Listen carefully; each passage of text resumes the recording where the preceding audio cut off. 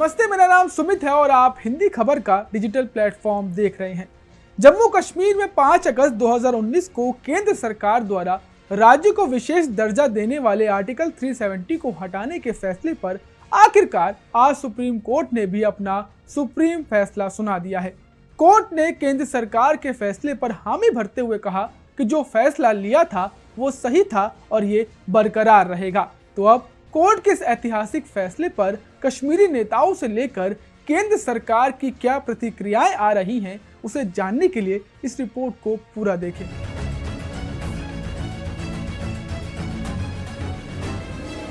जम्मू कश्मीर में अनुच्छेद 370 को निरस्त करने की संवैधानिक वैधता पर सुप्रीम कोर्ट ने अपना सुप्रीम फैसला सुनाते हुए आर्टिकल 370 की वापसी का सपना देखने वालों को करारा झटका दिया है।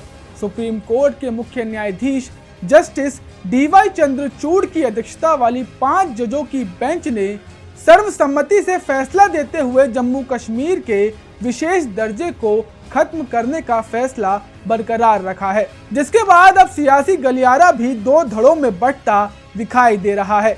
सूबे की पूर्व सीएम और पीडीपी प्रमुख महबूबा मुफ्ती ने कोर्ट के फैसले पर कहा है कि हिम्मत नहीं हारें। मेरे प्यारे हमवतनों, हिम्मत मत हारो, उम्मीद मत छोड़ो। जम्मू कश्मीर ने बहुत सारे उतार चढ़ाव देखे हैं। सुप्रीम कोर्ट का आज का फैसला ये एक पड़ाव है, मुश्किल ही सही पर पड़ाव है, ये मंजिल नहीं है हमारी। इसको मंजिल समझने की गलती मत करो। हमारे मुखालिफिन चाहते हैं कि हम उम्मीद छोड़ के दिल बर्दाश्ता होके शिकस्त को तस्लीम करें, पर ऐसा नहीं होना है। जिस तस्वुर के साथ, जिस आइडिया ऑफ इंडिया के साथ, जिस गांधी के हिंदुस्तान के साथ, जिस गंगा जमनी तहजीब के साथ जम्मू कश्मीर के मुसलमानों ने पाकिस्तान को दरकिनार करके यहाँ के सिखों के साथ, यहाँ के बुद्धिस्ट के साथ, यहाँ के क्रिश्चियंस के साथ, यहाँ के हिंदू भाइयों के साथ गांधी के मुल्क के साथ हाथ मिलाया, आज ये उस आइडिया ऑफ इंडिया की हार है।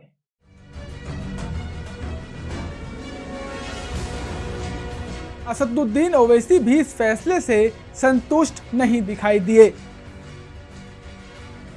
इसमें कोई दो राय नहीं है कि कश्मीर हमेशा से भारत का एक अटूट हिस्सा रहा है, बट अटूट हिस्सा जब हम कहते हैं तो उसका जो रिलेशनशिप है यूनियन से, उसको तो आप डिनाई नहीं कर सकेंगे।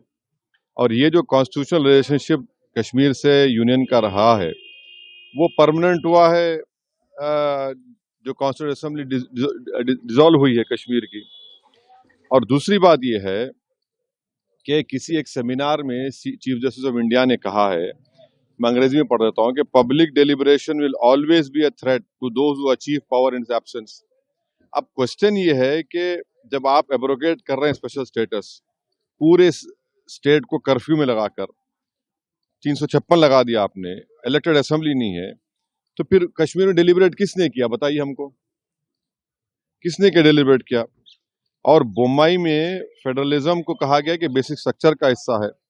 फेडरलिज्म के माने ये है कि स्टेट की एक आवाज है, उसका एरिया ऑफ कॉम्पिटेंस है, उसको कंप्लीट फ्रीडम ऑपरेट करने का।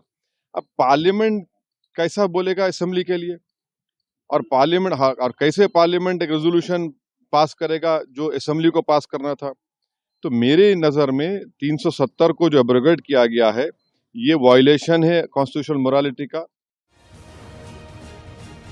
अब दूसरी तरफ पीएम मोदी ने भी कोर्ट के फैसले का स्वागत किया है। प्रधानमंत्री नरेंद्र मोदी ने ट्वीट कर कहा कि यह जम्मू कश्मीर और लद्दाख में हमारी बहनों और भाइयों के लिए आशा, प्रगति और एकता की एक शानदार घोषणा है। न्यायालय ने अपने गहन ज्ञान से एकता के मूल सार को मजबूत किया है, जिसे हम भारतीय होने के नाते बाकी सबसे ऊपर प्रिय मानते हैं और संजोते हैं।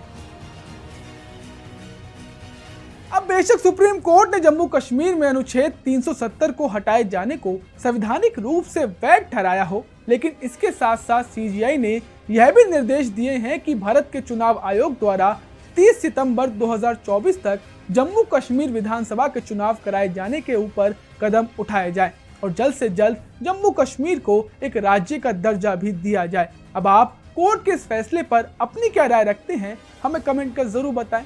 नमस्कार।